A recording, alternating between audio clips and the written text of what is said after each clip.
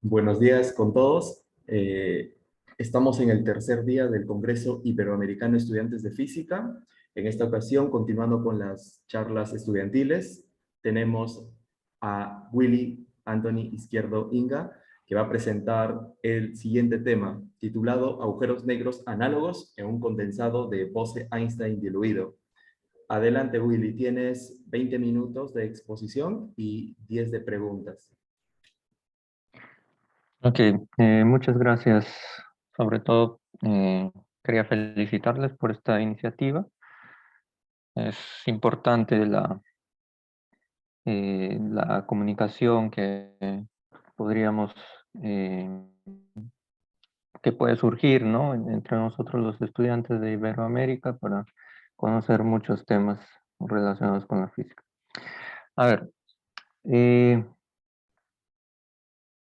agujeros negros análogos en un condensado de Bose-Einstein, ¿no? Básicamente, lo que vamos a tratar en esta charla es de tratar de encontrar ciertos modelos análogos que nos permitan estudiar los agujeros negros, ¿no? Es bien sabido que algunos resultados de la eh, teoría cuántica en espacios curvos, como por ejemplo la radiación de Hawking, con nuestros dispositivos de medición es complicado, ¿no? Obtener eh, resultados experimentales, pero en base a estos modelos análogos intentamos estudiar estos fenómenos, ¿no? Así que para empezar con eso, eh, primero, bueno, ya debe ser bastante conocido por todos, ¿no? Que un horizonte de eventos es una característica principal, ¿no? Un elemento característico que eh, correspondiente a los agujeros negros, ¿no? Entonces, sí, bueno, ahí como tenemos ahí, es un límite, ¿no? Más allá del cual los eventos no pueden afectar a un observador, ¿no? O sea, que si es que uno sobrepasa, ¿no? Esta región, este límite que es el horizonte de eventos, pues ya no tiene retorno, ¿no? Porque se necesitaría viajar más rápido que la velocidad de la luz, ¿no? Que es un límite cósmico, ¿no? A la velocidad. Así que, bueno, ese es lo correspondiente a un horizonte de eventos.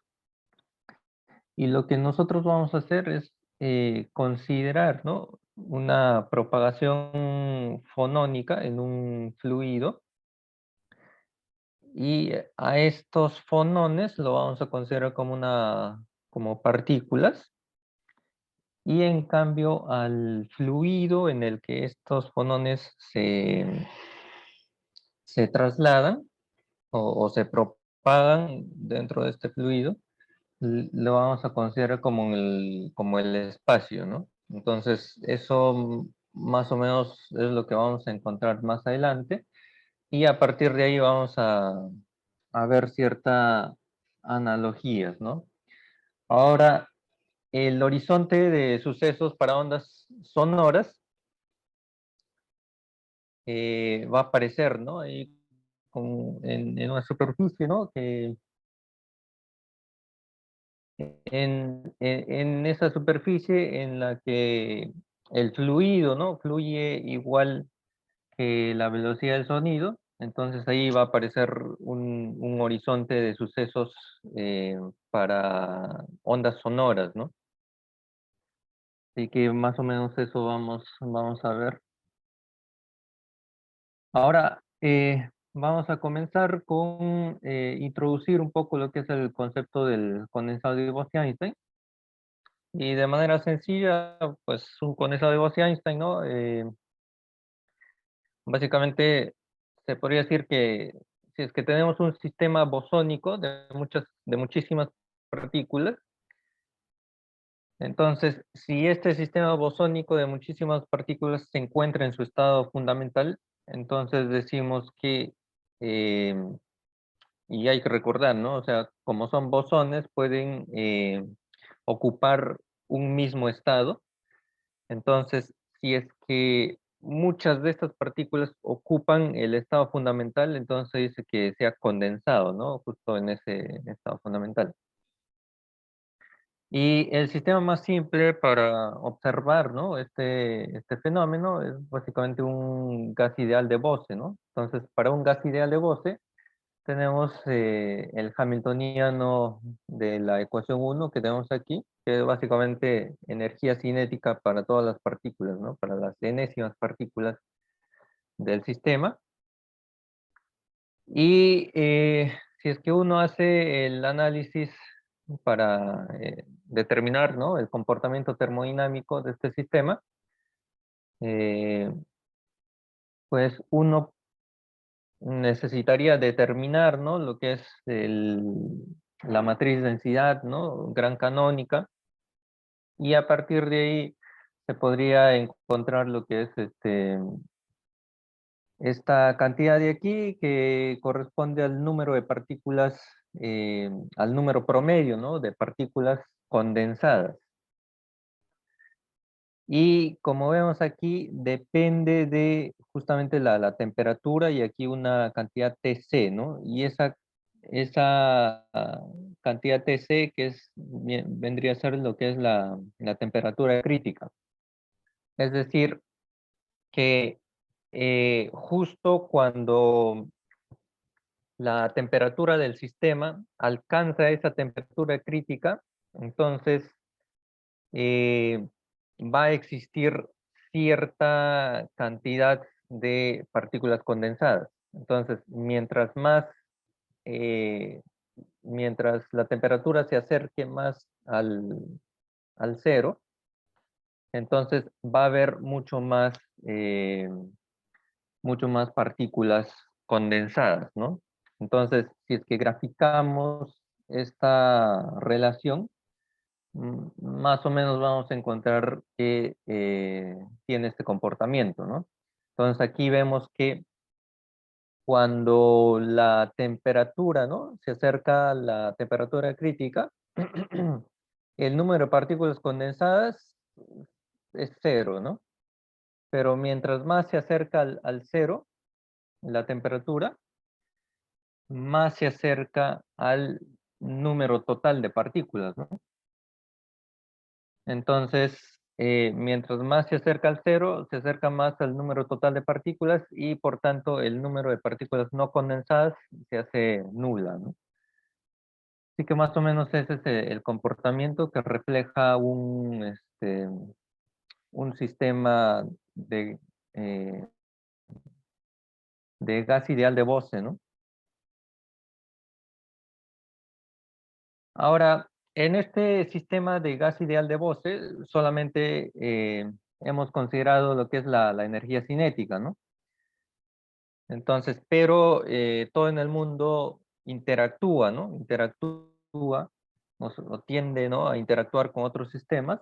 Entonces, y además a sí mismos también, ¿no? Entonces, es vital o es bastante necesario introducir lo que es algunas interacciones, ¿no? Así que para justamente trabajar o para estudiar, ¿no?, cómo introducir las interacciones en este estudio,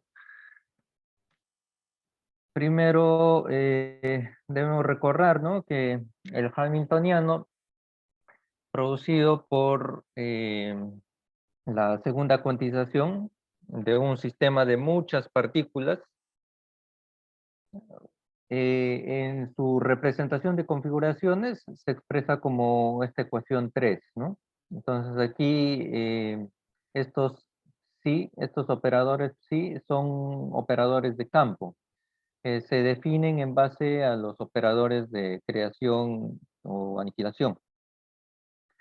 Y estas cantidades UR y BR, el UR es un potencial externo que puede interactuar, ¿no?, con el sistema, Y el BR es justamente la interacción mutua que puede existir entre partículas, ¿no? Y se está considerando en este caso solamente una interacción entre dos partículas, dado que también podríamos incluir interacciones entre tres partículas, cuatro partículas, cinco partículas, pero eso complicaría mucho más el sistema.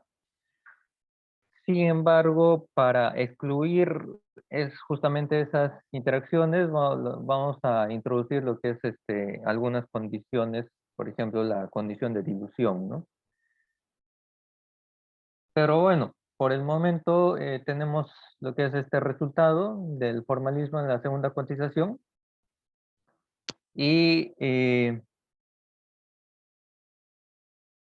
bueno, aquí en la definición de los operadores de campo vemos que estas funciones, ¿no? Psi de I, básicamente son funciones de onda, ¿no? De una sola partícula en la representación de configuraciones.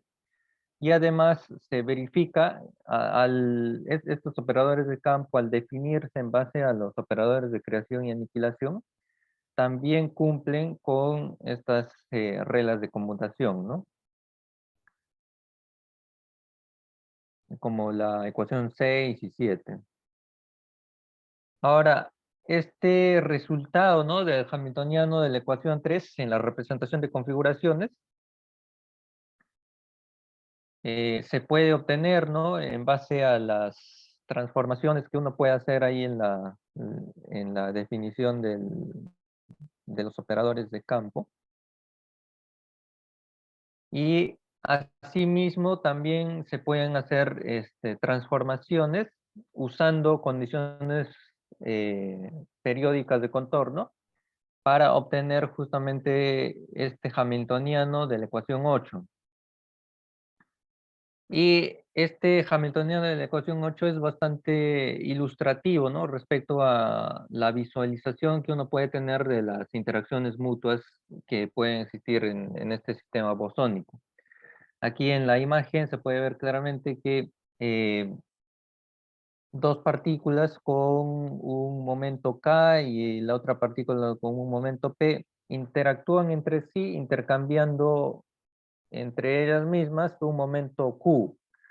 Entonces, la partícula de la izquierda se iría con momento K menos Q y la partícula de la derecha seguiría con momento P más Q, ¿no? Entonces, ahí hay un intercambio de momentos que existe entre estas partículas que las hace interactuar entre ellas, ¿no? Entonces, básicamente se entiende de esa manera la interacción mutua, ¿no?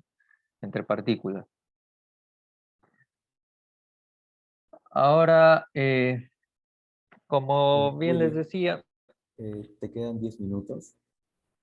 ya, gracias. Ahora, como bien les decía, es necesario, ¿no? Introducir esta condición de dilución para descartar estas otras interacciones de tres cuerpos, cuatro cuerpos y mucho más cuerpos, ¿no? Entonces, cuando uno introduce esta condición de dilución, ya solamente se centra en una interacción de dos cuerpos. Y si es que además excluimos la interacción externa que puede existir de otros sistemas, es decir, el U de K aquí solamente lo consideramos nulo, entonces nos quedaría solamente este hamiltoniano 10. Así que en este hamiltoniano 10, dado que nos va a importar solamente el sistema bosónico, lo que hago es separarlo las partículas de momento K igual a cero y de momento K distinto de cero, ¿no?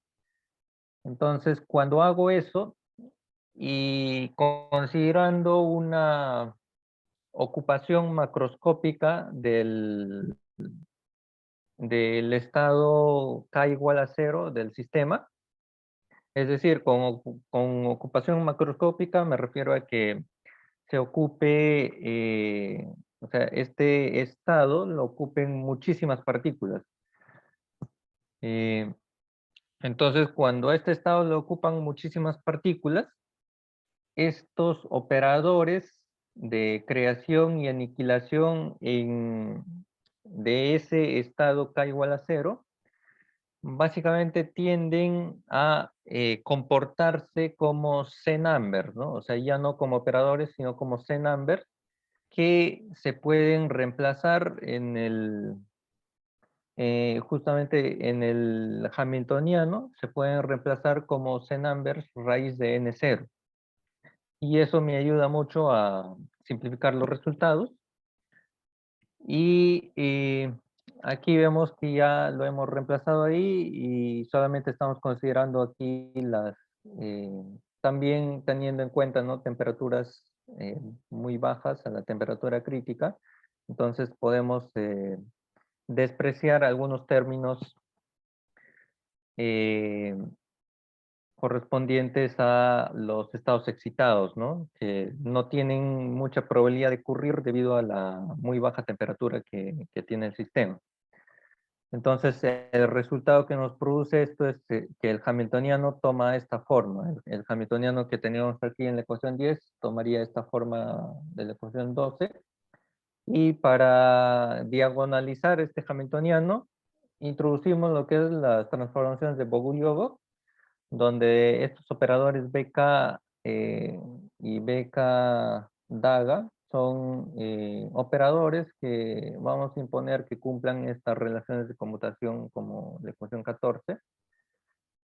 Y bueno, los coeficientes UK y BK también son reales y simétricos, ¿no? Entonces, con eso en mente y teniendo el objetivo de diagonalizar el hamiltoniano de la ecuación 12, entonces encontramos que justamente eh, los coeficientes UK y VK toman la forma de la ecuación 15 y 16, ¿no? Donde también se puede encontrar esta relación de dispersión. Y por tanto, el hamiltoniano nos quedaría de esta forma, ¿no? De la forma de la ecuación 18. Entonces aquí en este hamiltoniano de la ecuación 18 nosotros podemos definir el estado fundamental como aquel estado, ¿no?, para el cual cuando apliquen los operadores de aniquilación BK producto de la transformación de Bogoliubov se anulen, ¿no? Entonces ahí solamente nos quedaría estos dos términos de la ecuación, estos dos primeros términos de la ecuación 18 y el último término ya se anularía, ¿no? Entonces el estado fundamental quedaría expresado de esta manera. Y en este caso, este estado fundamental correspondería al estado de cero cuasi partículas, ¿no? Porque estos operadores BK vendrían a ser eh, como los operadores de aniquilación del cuasi partículas, ¿no? Ya no partículas, como sí correspondería a los operadores de creación AK o A DAG AK, sino cuasi partículas, ¿no? Con los operadores BK y B DAG AK. Ahora, aquí en el estado fundamental que les describí, dado por los dos primeros términos del hamiltoniano 18, ahí nos faltaría lo que es determinar eh, la interacción mutua, ¿no?, entre partículas. Y para hacer eso se introduce lo que es las condiciones de débilmente interactuantes, usando lo que es con la longitud de scattering que me caracteriza la dispersión de partículas. Y con eso yo puedo reemplazar el potencial de interacción mutua por un potencial de contacto G delta de R menos R' y obtener esta ecuación 21, ¿no? Ahora, reemplazando este potencial de contacto en ese hamiltoniano, entonces puedo obtener el resultado para la energía fundamental que es dado por 22, ¿no? Entonces ahí puedo hacer un par de cálculos y obtener ese resultado. Además, a partir de este resultado, puedo obtener lo que es la presión justamente en el estado fundamental y se puede, esta presión es dado por esta ecuación 23 y también puedo introducir lo que es la velocidad del sonido, si es que lo definimos de manera usual, ¿no? Esta relación hidrodinámica que se tiene para la velocidad del sonido. Se puede encontrar que la velocidad del sonido es básicamente h barra sobre m raíz de 4 pi a n, ¿no? Eso a primer orden, ¿no? Si ya introduce a segundo orden de aproximación, entonces considera este otro término que tiene ahí en la ecuación 25. Entonces, estos son los resultados principales para este gas de bosones débilmente interactuantes. Y ahora lo que vamos es a describir un gas de bosones no uniforme a temperatura cero.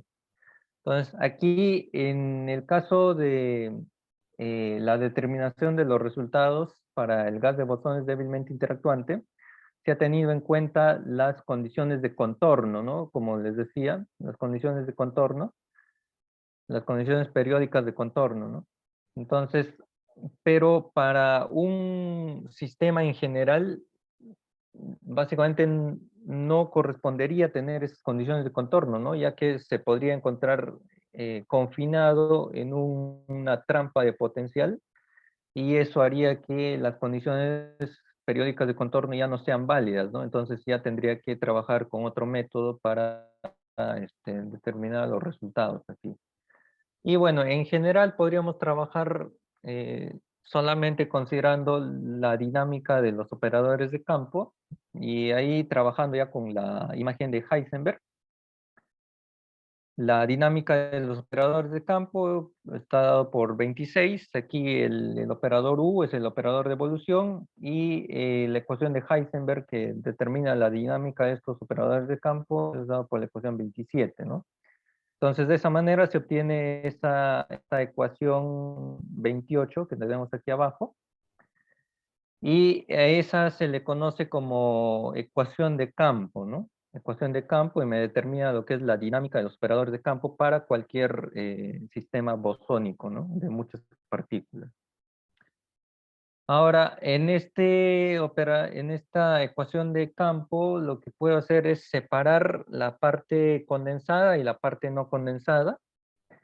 Y dado que nos interesa básicamente la parte, solo la parte condensada, entonces considero que nuevamente se ocupe macroscópicamente la parte condensada y el resto ya se considera como una fluctuación, ¿no?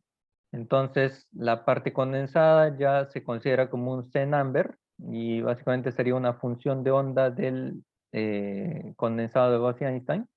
Y la parte no condensada ya correspondería a lo que es una fluctuación, ¿no? Entonces aquí de manera formal se puede definir como 31 también, ¿no? Y poder determinar lo que es la ecuación de Gross-Pitaevsky siempre y cuando consideremos las condiciones para reemplazar el potencial de interacción mutua por ese potencial de contacto, ¿no? Entonces, esta ecuación de Gross-Pitaevsky lo que hace es describir la función de onda o la dinámica de la función de onda del condensado de Gauss-Einstein, ¿no?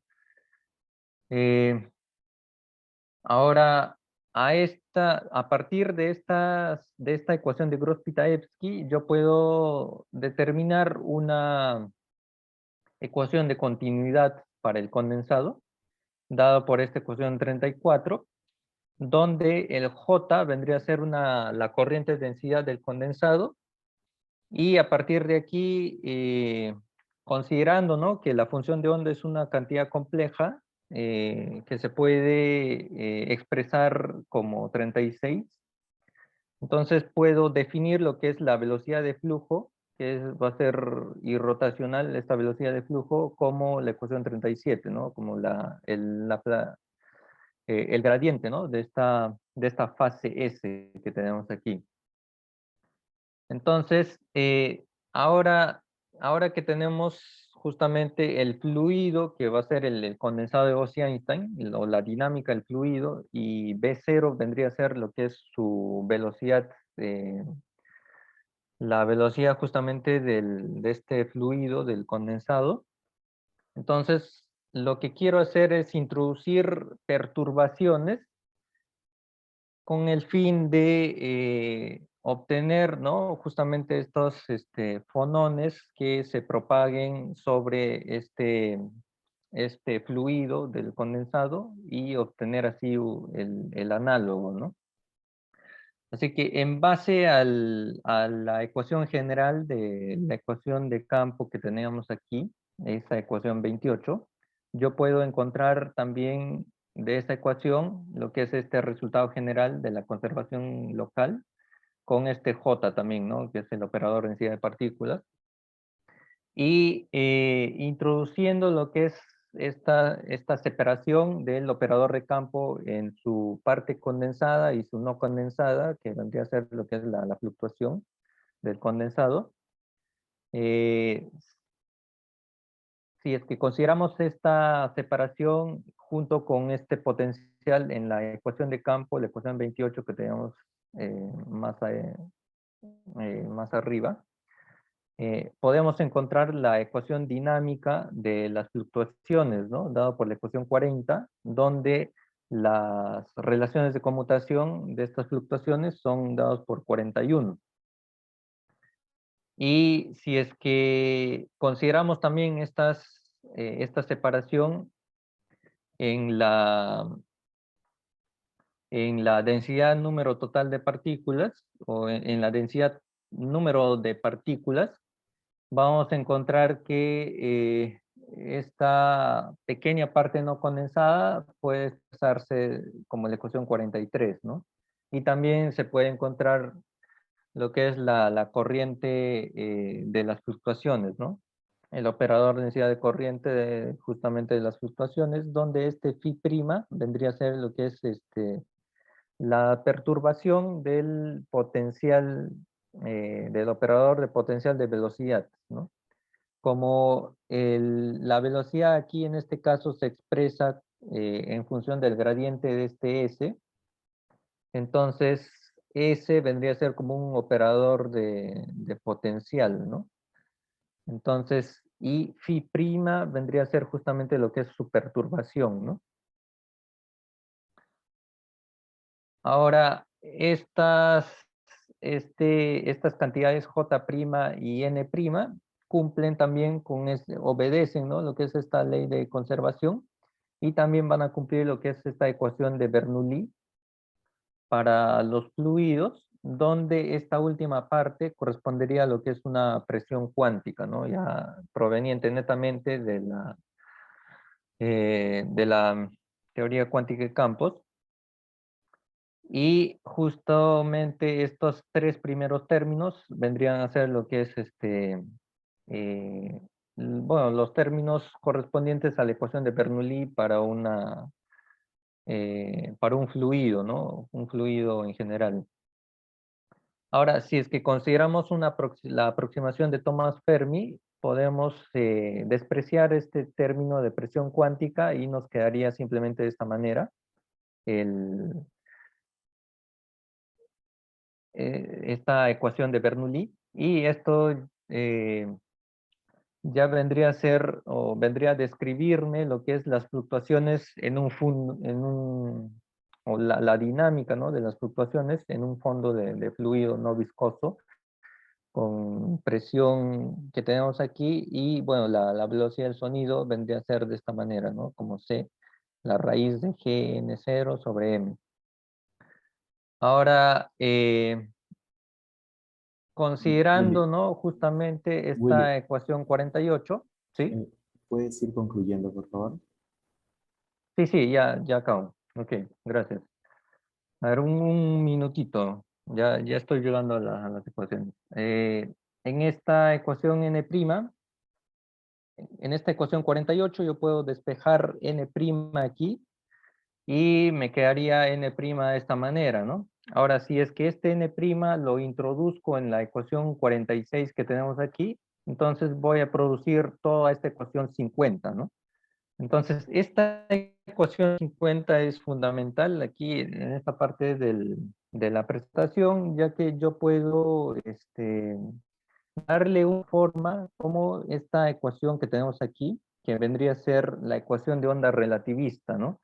En un espacio curvo. Entonces, de esa manera puedo obtener una analogía y así determinar lo que es una métrica efectiva, que es dado por esta ecuación 51, donde esta métrica de espacio-tiempo efectiva es determinada, como vemos, por la velocidad del sonido y la velocidad de flujo del fluido, ¿no? Del condensado, además de su densidad también, ¿no? N0. Entonces, aquí, a partir de esta métrica efectiva ya encontrada, el elemento de línea se puede describir como esta ecuación 52. Y si es que nosotros hacemos el cambio de coordenadas, como vemos aquí en 53, considerando obviamente la velocidad del fluido puramente radial, entonces vamos a encontrar este resultado de la ecuación 54, que justamente es muy parecido a lo que es la métrica de Schwarzschild, ¿no? La métrica de Schwarzschild para un agujero negro sin rotación, sin spin, el agujero negro más simple, ¿no?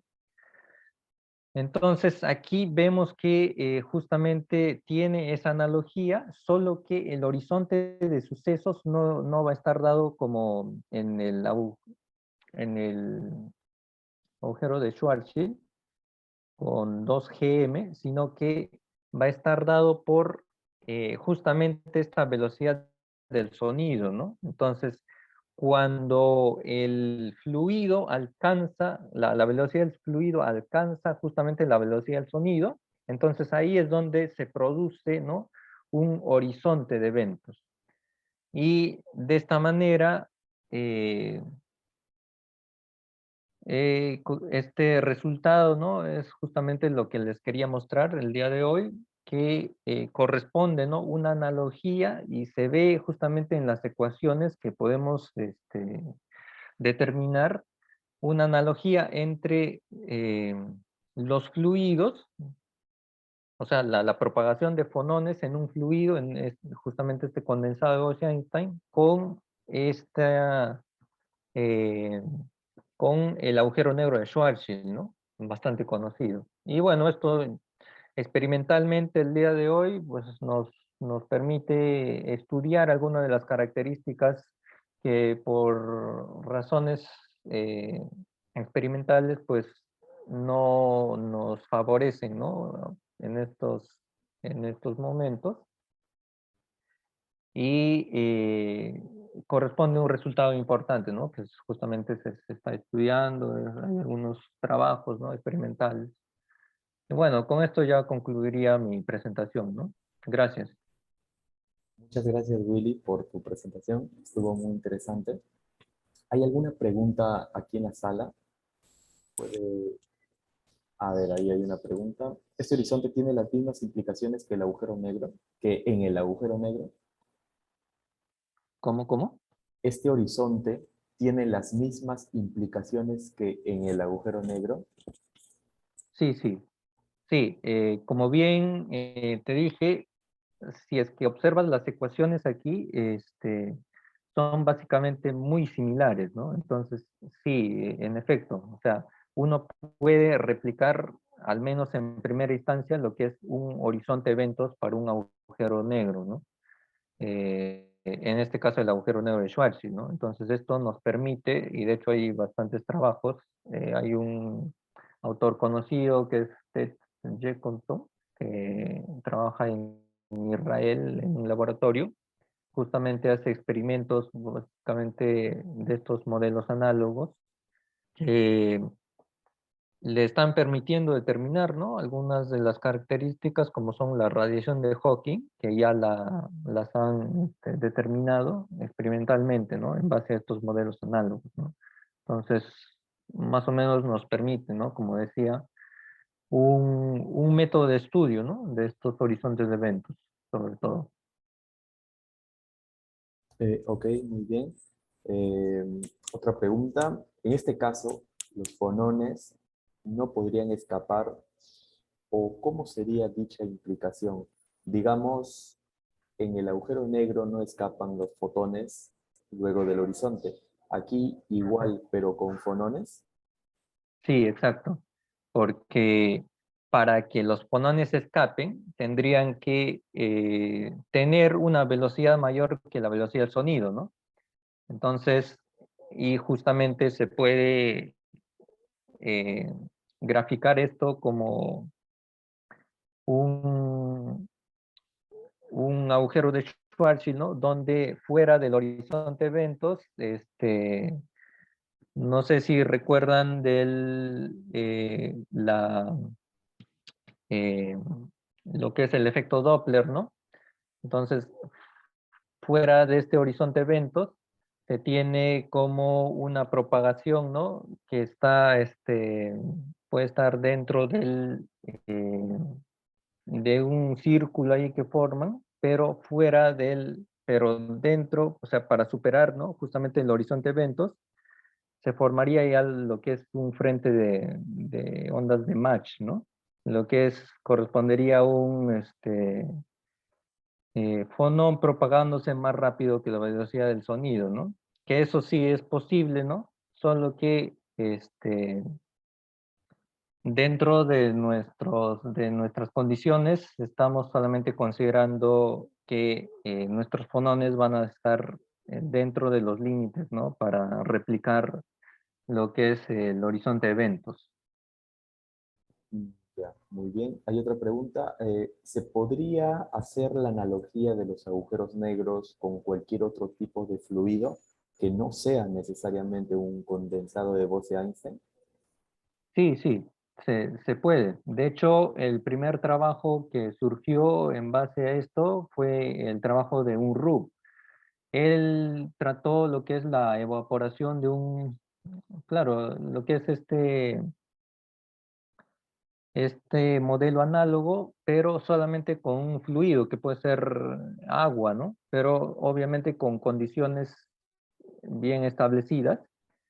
Y además se puede, o sea, no solamente se puede trabajar con esto, sino se puede trabajar con, he visto por ahí trabajos con láseres, y otro tipo de sistemas, ¿no? Solo que el condensado de Gauss-Einstein tiene una facilidad particular para trabajar en los laboratorios, ¿no? Que es bastante entendido y bastante manipulable, de modo que se puede replicar justamente bien estos experimentos, ¿no? Por eso muchos autores prefieren este condensado de Gauss-Einstein, ¿no?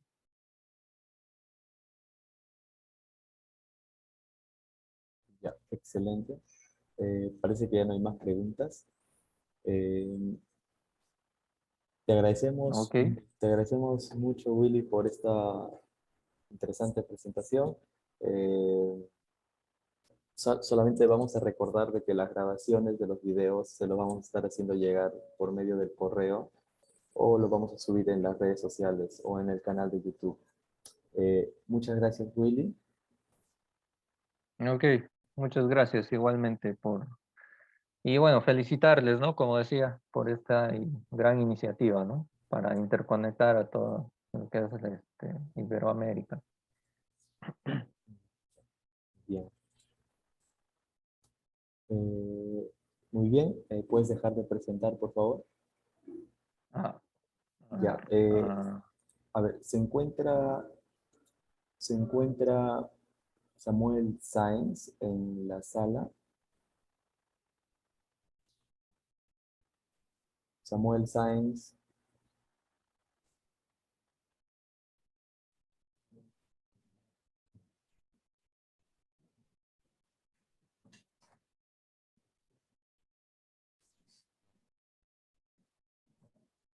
Ya.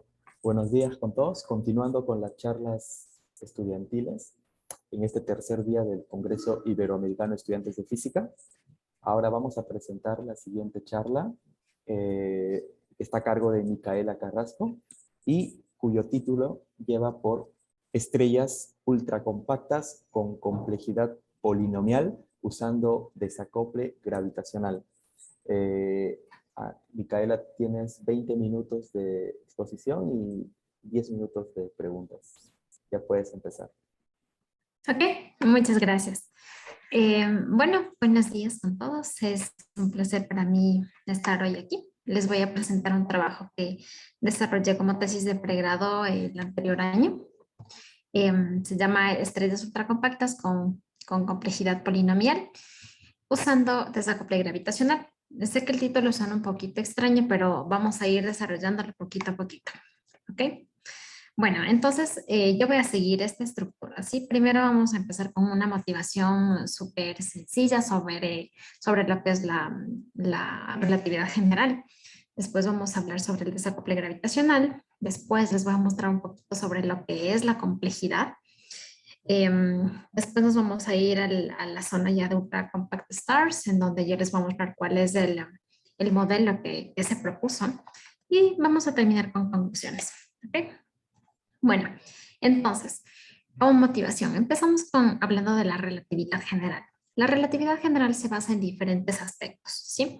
Uno de estos, el primer aspecto que uno debe topar en relatividad general es el principio de equivalencia, en donde nosotros podemos considerar estas situaciones de aquí que son muy sencillas. Consideramos la misma situación de que nosotros vamos a lanzar una pelota en la Tierra, donde va a actuar la gravedad, y en una nave espacial en donde la nave está acelerada, ¿ya?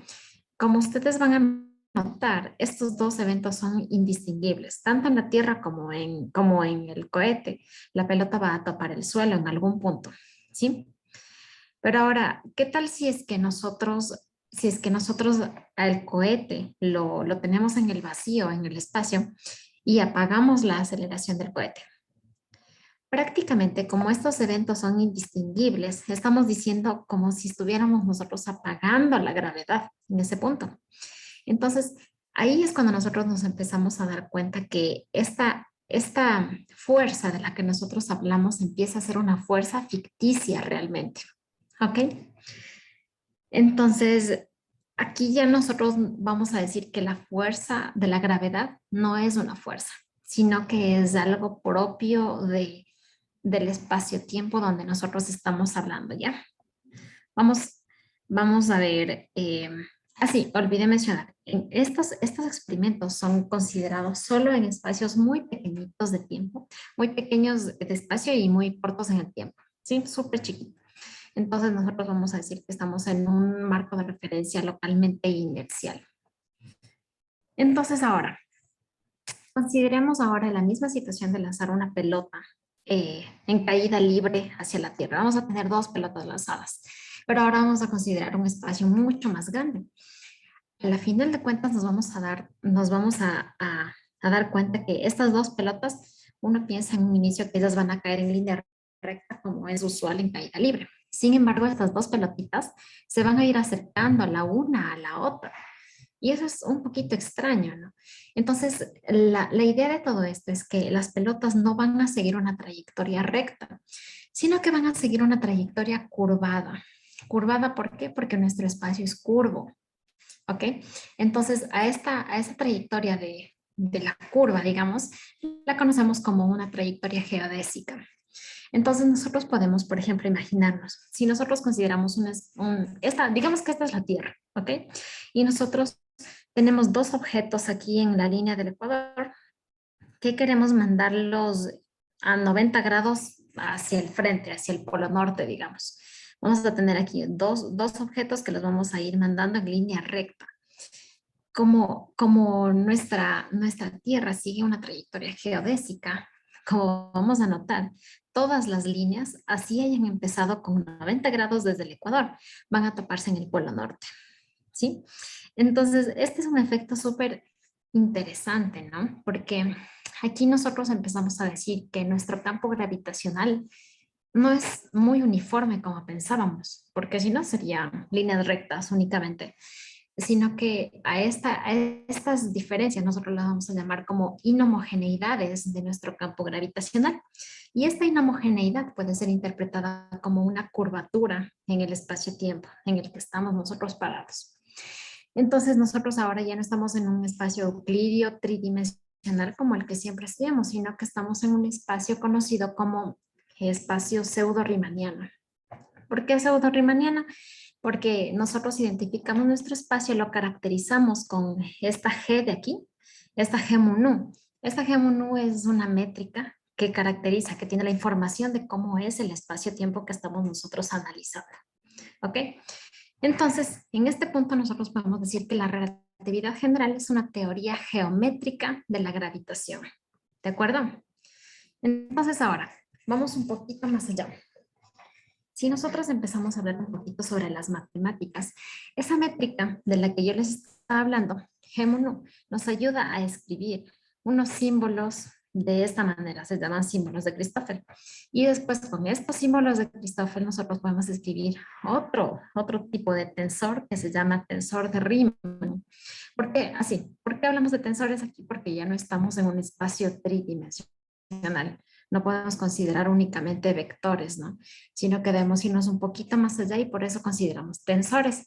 Y aquí cuando nosotros tenemos índices repetidos, por ejemplo, tau se repite aquí, nosotros vamos a conocer esto como una convención de suma de Einstein. Si tenemos índices repetidos, tenemos una suma. Tenemos una suma por ahí. Entonces, bien, nosotros definimos una métrica. Con la métrica construimos unos símbolos y con estos símbolos nosotros construimos el tensor de Riemann. ¿Y por qué es importante este tensor? Porque este tensor tiene codificada la información de cómo es la curvatura de nuestro espacio-tiempo. Si el tensor de Riemann es 0, nosotros vamos a decir que estamos en un espacio plano, el espacio plano que nosotros usualmente describimos, ¿no? Pero nuestro espacio no es plano, nuestro espacio es curvo. Entonces, si el tensor de Riemann es diferente de 0, vamos a decir que nuestro espacio es curvado, ¿ok? Y con el tensor de Riemann escribimos el tensor de Ricci, luego el Ricci escalar. Y con todo esto de aquí, nosotros podemos escribir las ecuaciones de Einstein en esta forma. Entonces, este G mu nu es conocido como el tensor de Einstein, en donde representa la parte geométrica, ¿no? De nuestro espacio-tiempo. Y esta parte geométrica nosotros la igualamos a una parte que contiene los fluidos, la parte material del sistema, porque nuestro espacio no es que sea vacío, no todo el tiempo. Si tenemos una estrella y la queremos analizar, dentro de esta estrella y a veces, muchas veces afuera de la estrella, nosotros podemos tener una especie de fluido, ¿no? Algún material por ahí. Entonces, nosotros igualamos estas dos cosas acá. Y esas son conocidas como las ecuaciones de Einstein, ¿sí? Entonces ahora, ok, si nosotros nos vamos más allá, los agujeros negros son uno de los objetos que son más chéveres de describir. Sin embargo, estos objetos tienen un problema y es que en el centro del objeto nosotros tenemos, se rompe la relatividad general y a ese rompimiento la conocemos como una singularidad. ¿Por qué se rompe? Porque cuando nosotros definimos nuestra métrica en el punto, esto digamos que lo hacemos con coordenadas esféricas, ¿no? Cuando R es 0, o sea, estamos en el centro de la estrella, vamos a tener una divergencia. Y esa divergencia no nos la quita nadie. Entonces, por eso es que nosotros tenemos una singularidad en este punto. Entonces, algo más. Cuando nosotros tenemos una formación de una estrella, vamos a decir que hay un límite. Nosotros conocemos que hay diferentes fases en la evolución de una estrella. Y en algún punto esas estrellas implosionan o explosionan y empieza a darse un colapso gravitacional, ¿sí? Y se da este colapso y nosotros podemos tener estrellas de neutrinos, nebulosas o agujeros negros. Entonces, aquí vamos nosotros a caracterizar algo como con el límite de Bogdan. ¿Qué nos dice este límite? Que si nosotros sobrepasamos este límite de aquí, nosotros vamos a tener inevitablemente un colapso gravitacional. ¿De acuerdo?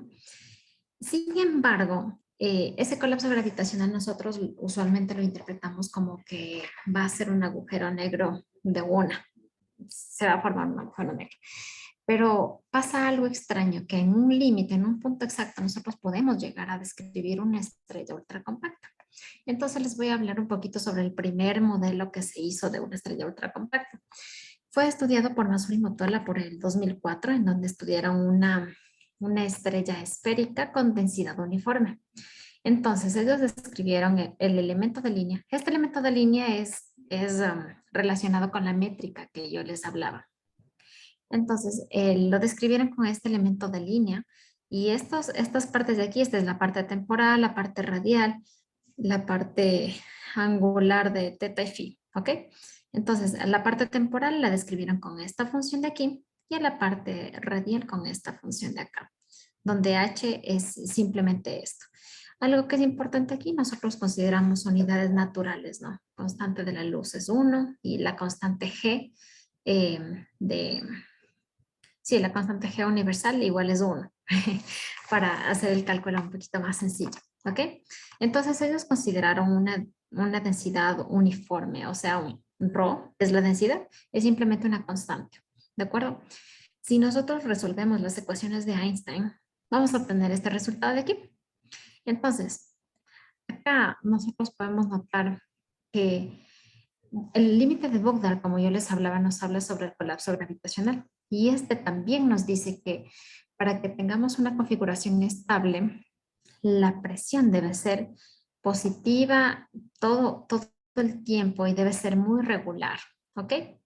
Sin embargo, esta presión no es regular en este punto de aquí, porque notamos que nuestro denominador puede ser 0 en algún punto. Ese punto es justamente este. Y ahora, si es que nosotros consideramos un límite ultra compacto, como lo llamamos, cuando este punto de aquí y el radio de la estrella se aproximan al radio de Schwarzschild, que es 2m, nosotros vamos a obtener el resultado, este resultado súper interesante, donde la presión es igual a menos la densidad, y es solo una constante. Y si es una constante, entonces no vamos a tener un problema de divergencia, ¿no? Vamos a tener siempre, es constante y todo está súper bien. Entonces, bueno, el modelo de ellos es caracterizado por una pequeña capa que hicieron entre el interior de la estrella y el exterior para poder tener un pegado suave del interior al exterior, porque ellos el exterior lo hicieron con vacío, es decir, ahí no hay ningún fluido. T mu es 0 prácticamente, ¿ok? Entonces, como esto es constante y afuera es 0, nosotros debemos tener un pegado suave entre estas dos partes y por eso es que ellos crearon este modelo de una capa pequeña. También es conocido así. Entonces, yo les voy a explicar qué significa el tener una densidad negativa. Que lo podemos analizar de la siguiente forma. Si nosotros analizamos una estrella normal y decimos que está queriendo colapsar, nosotros podemos decir que hay una especie de fuerza, una especie de presión, ¿ok? Tensión. Vamos a decir que hay una tensión que está yendo hacia adentro, ¿no? Porque está promoviéndose el colapso gravitacional. Entonces, para que no haya colapso, desde adentro, desde el fluido de la estrella, debería haber una presión que va hacia afuera, ¿no es cierto? Entonces, de esta manera, para que no haya colapso, deberíamos tener que estas flechitas de aquí adentro deberían ser más grandes en magnitud que estas y así no tendríamos un colapso gravitacional. Entonces, si nosotros hacemos un análisis de esto, vamos a notar que la derivada debe ser negativa. Es decir, la presión debería ser positiva. En cambio, ahora, si nosotros analizamos la estrella ultra compacta, que también es conocida como Gravastar, acá nosotros tenemos más o menos el análogo que teníamos en la estrella, pero es al revés, es la parte opuesta. En este caso, el colapso gravitacional viene desde adentro y nosotros debemos, al fluido que está en la parte casi externa, debemos tratar de empujarlo hacia afuera, como que el fluido se estuviera expandiendo. Y la expansión debe ser un poquito más fuerte que la parte de adentro para que así se prevenga el colapso gravitacional. Entonces, cuando nosotros hacemos el análisis acá, la derivada de la presión debe ser mayor a 0. Y eso implica una presión negativa. Entonces, es físicamente lógico el que tengamos una presión negativa. ¿De acuerdo? Ok, entonces vamos un poquito más allá en las matemáticas. Vamos a considerar lo que es el desacople gravitacional. Nosotros teníamos esta ecuación de Einstein de esta manera de aquí, ¿ok? Entonces ahora la idea de todo esto es que el tensor energía-momento que caracteriza el fluido lo vamos a dividir en dos partes, en dos contribuciones. esta parte de aquí que es una semilla, digamos una semilla que es conocida, y una parte desconocida que se llama teta. De acuerdo, alfa simplemente caracteriza cómo es la acción de este teta. Entonces, si ahora consideramos el interior de la estrella en un espacio esféricamente simétrico y estático, el elemento de línea igualmente, como antes les había dicho, se caracteriza de esta manera. Y ahora las contribuciones de cada uno de estos están dados por estas matrices de aquí. Aquí nosotros consideramos presión radial y presión tangencial, ¿de acuerdo? Y en la parte en la parte desconocida igual vamos a tener así, de esta forma de acá. Entonces nosotros igualmente vamos a caracterizar que la densidad total del sistema, la presión total y la presión tangencial total, está dada por la contribución de los dos sectores. ¿De acuerdo? Entonces, utilizando eso, lo anterior que acabé de decir, las ecuaciones de Einstein se pueden escribir de esta manera. Y ahora, vamos nosotros a aplicar algo que se conoce como la deformación geométrica mínima o Minimal Geometric Deformation. Se conoce como MGD. Entonces, aquí nosotros podemos hacer una deformación ya sea en la parte temporal de la métrica o en la parte radial de la métrica. Pero la deformación mínima se refiere únicamente a una deformación radial. Entonces, G le vamos a tomar directamente como 0. Estas funciones de aquí se conocen como funciones de desacople y estas constantes de aquí son constantes gravitacionales. ¿De acuerdo? Entonces ahora, si nosotros nos acordamos, escribimos el tensor energía-momento como la contribución de dos sectores. Si es que tomamos esta contribución, nosotros vamos a notar que las ecuaciones de Einstein se pueden dividir en dos partes. Una que corresponde a la parte del sector conocido y una que corresponde a la parte del sector desconocido. Son justamente estas ecuaciones que ustedes verán son bastante parecidas, solo difieren por el término de 1 sobre r cuadrado. ¿De acuerdo? Entonces, ahora vamos a hablar un poquito sobre el exterior de la estrella. Al exterior de la estrella nosotros podríamos pensar que un vacío simple, o sea, haciéndole un T1 un 0 directamente es súper fácil, ¿no? Y en realidad es fácil, pero eso no nos asegura que la parte interior con la exterior se peguen suavemente. Entonces nosotros vamos a considerar un vacío modificado también, un vacío aplicando MGD. Entonces si aplicamos MGD nuevamente en la parte radial, nosotros vamos a tener otra deformación con una nueva constante y una nueva función. Entonces, como les dije, para asegurar el pegado suave del interior con el exterior, tenemos nosotros algo que se conocen como condiciones de juntura. Esas condiciones son básicamente estas tres expresiones de aquí, ¿de acuerdo? Que debemos asegurar que se cumplan. Entonces ahora, nosotros hemos tenido tres ecuaciones de Einstein para 5 incógnitas, que eran las dos partes de la métrica y las partes del tensor energía-momento. Pero como nosotros estamos aplicando MGD y como nosotros tenemos que el sector semilla es algo conocido, la función nu de la métrica va a ser directamente conocida y nosotros vamos a reducir el problema a 3 ecuaciones con 4 incógnitas. Nosotros aquí hemos relacionado directamente lambda con la función de desacople que se aplica en la deformación. Entonces nosotros tenemos este sistema y para cerrar este sistema nosotros deberíamos tener 4 ecuaciones con 4 incógnitas.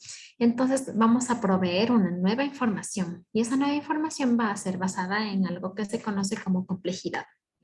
¿Ok? Entonces, ahora, ¿qué es complejidad? Cuando nosotros hablamos de complejidad, nosotros, bueno, podemos en relatividad general, nosotros podemos explorar un montón de familias de soluciones diferentes, donde nosotros pensamos cuál es el sistema menos difícil, cuál es el sistema más fácil, ¿ok? El sistema más fácil es cuando nosotros tenemos en densidad de energía homogénea, o sea, Rho es, digamos, una constante, es algo homogéneo, es algo suave, bien comportado. Y presión isotrópica. Isotrópica significa que la presión radial y la presión tangencial son las mismas. Entonces, el factor de complejidad debería relacionar estas dos cosas de alguna manera. Y resulta que nosotros podemos relacionarlas de esta manera, ¿de acuerdo? En donde este pi mayúscula. Es un factor de anisotropía, en donde nosotros, como les mencionaba, la presión radial y la tangencial, si es que es isotrópica, ambas son iguales, entonces esto debería ser cero. Lo mide acá. Y si es que tenemos una densidad homogénea, nosotros deberíamos ver cómo es el cambio de la densidad con respecto al radio. Entonces nosotros analizamos la derivada. Es algo sencillo. Entonces esto engloba todo esas definiciones que necesitamos. ¿De acuerdo? Bueno, todo lo más no les voy a topar. Me parece que no es necesario en este punto. Ok, entonces ahora sí vamos a lo que es el modelo. Nosotros habíamos dicho que estábamos considerando un espacio esféricamente simétrico y estático, ¿no es cierto? En donde nosotros vamos a tener estos dos de aquí, estas dos funciones de aquí que son parte de la métrica, ¿no? Entonces, si es que nosotros tomamos ese límite ultracompacto del que yo les hablé al inicio, nosotros vamos a ver que, bueno, esto de aquí se reduce de cierta forma, aplicando este h cuadrado. Y aquí podemos notar que si alfa es igual a 0, nosotros vamos a recuperar el problema del primer postulado de este modelo, el problema de Masuri-Motola. ¿De acuerdo? Entonces, como les decía, nosotros tenemos un sistema de 4 ecuaciones y 3 incógnitas y vamos a proveer nueva información. Y esa información va a ser acerca de la función de desacople. Entonces, esta es la propuesta. A este factor de complejidad del que les hablaba, de la definición anterior que les mostraba, nosotros les vamos a proponer una expansión en forma de polinomio. ¿De acuerdo? Y de esta relación nosotros podemos sacar fácilmente una relación para f. Entonces nosotros al final vamos a tener esto. Para el interior de la estrella, si es que tomamos n3 en la sumatoria y tomamos estas dos constantes 0, nosotros vamos a obtener esta expresión de aquí para f. Y para el exterior nosotros vamos a considerar dos diferentes vacíos que hemos deformado utilizando NGD, en donde L y A son simplemente parámetros libres que nosotros vamos a ir fijando.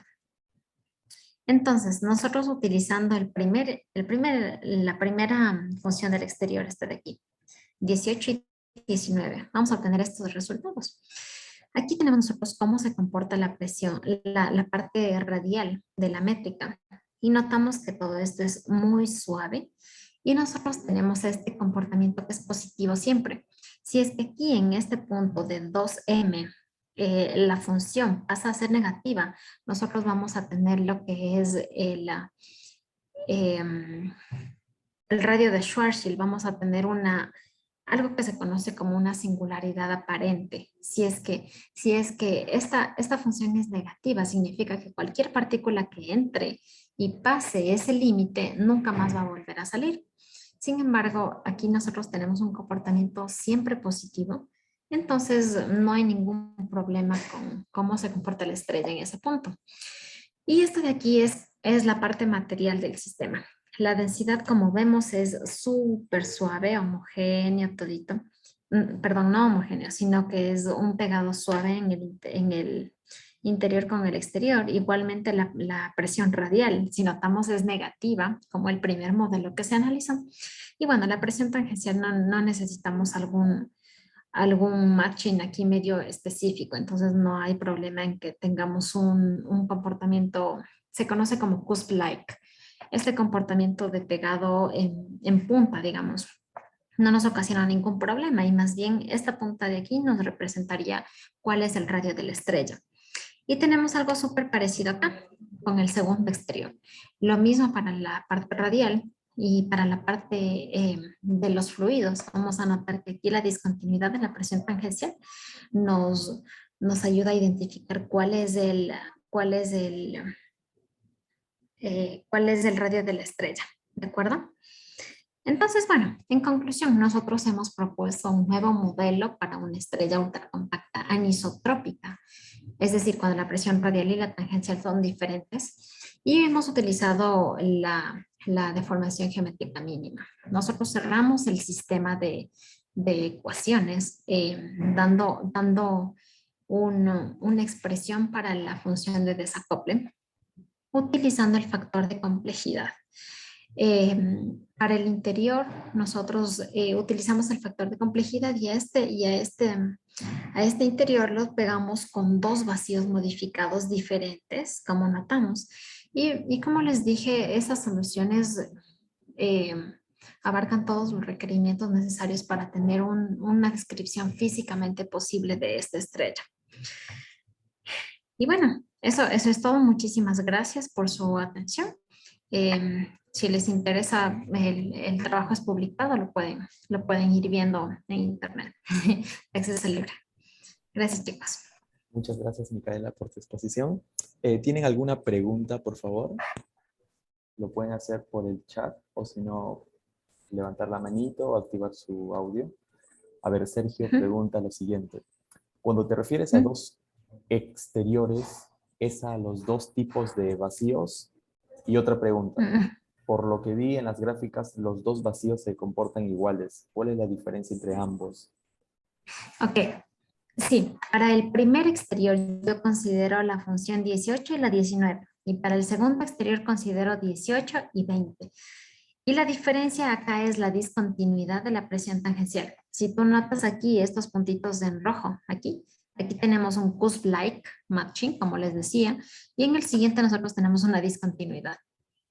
¿De acuerdo? Esa es la única diferencia. Es que la idea es que los resultados no sean muy diferentes, porque si son muy diferentes puede ser que ya no sean físicamente posibles, porque nosotros siempre vamos a querer que haya un pegado así bien hecho en la densidad y en la presión radial. Y siempre y cuando la densidad sea positiva y la presión radial sea negativa. Eso siempre vamos a querer en cualquier modelo. Pero, por ejemplo, si nosotros analizamos el modelo de Masur y Motola, que lo describieron antes, ellos tenían presión constante y densidad constante. Entonces, aquí tenían una línea recta así, una línea recta acá, y luego es vacío. Entonces, es una línea recta acá. Y la capa chiquita que ellos crearon hace que el pegado entre esta parte de acá, que viene a ser una constante, hacia acá sea una especie de curva suavecita. Pero la idea es que siempre la densidad sea positiva y la presión radial sea negativa. Eso es requerimiento para cualquier modelo. Muchas gracias. Tenemos, a ver, continuando la pregunta, ¿esa discontinuidad por qué se da? ¿Por la aproximación a la estrella? Sí, bueno, la presión tangencial, esta discontinuidad, solo nos dice que ahí nosotros tenemos el radio de la estrella. No nos dice algo de físicamente por ahí metido.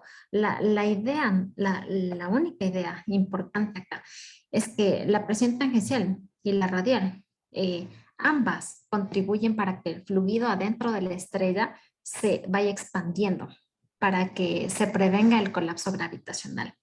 ¿De acuerdo? De ahí la discontinuidad no nos significa nada. Esto no es un requerimiento para que no sea físicamente posible.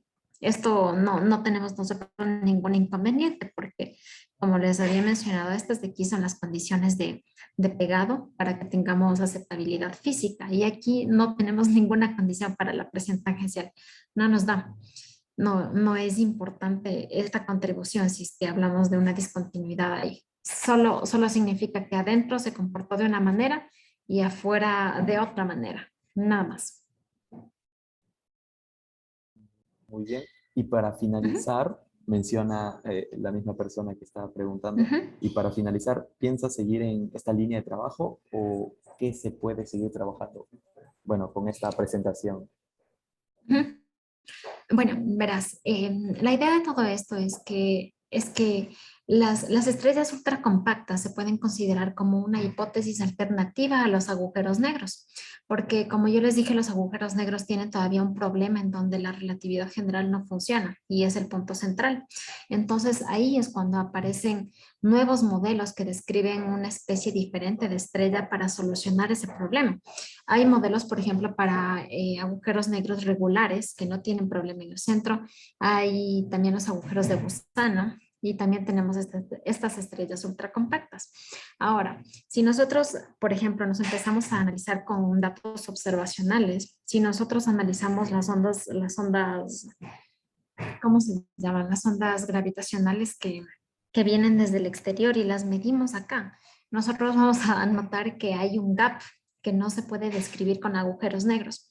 Si nosotros investigamos, tenemos solo un cierto rango de agujeros negros. Hay agujeros negros chiquitos y hay agujeros negros súper grandes. Y la parte del medio como que no hay, no han sido detectadas.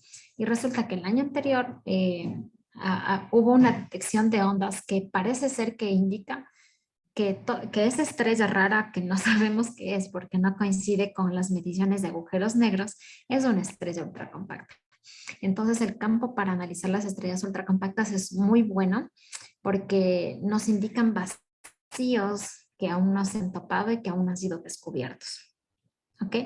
Este es un nuevo modelo que me parece muy interesante analizar. Yo creo que se pueden seguir investigando más modelos si ustedes quieren. Por ejemplo, pueden acá analizar con un N superior, por ejemplo, y pueden ir viendo qué pasa si es que pegamos con diferentes exteriores la solución. Mientras más modelos tengamos, mejor, porque cuando ya tengamos algo más exacto de una medición, nosotros podemos ya hacerle un matching con el modelo y con la experimentación. ¿De acuerdo? Ahora mi campo de investigación está en otro tema, pero este no lo he dejado todavía. aún la idea es estudiar cómo evoluciona la estrella, porque ustedes saben que las estrellas interactúan con el medio. Entonces, en esas interacciones pueden crearse una especie de perturbaciones y esas perturbaciones pueden ser analizadas también. Eso.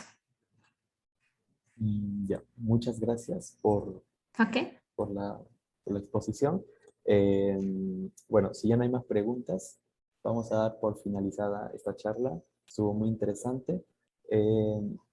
A ver, ya. Entonces, solamente recordar que las grabaciones lo vamos a estar mandando por los correos o se encuentran en las redes sociales, tanto por Facebook o YouTube.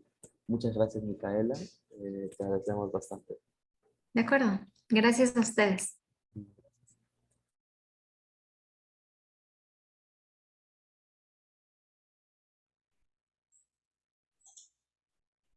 ¿Me puedes dar permiso para compartir? Ah, por supuesto. Te voy a hacer co-host. A ver. Ya está. A ver, un momento.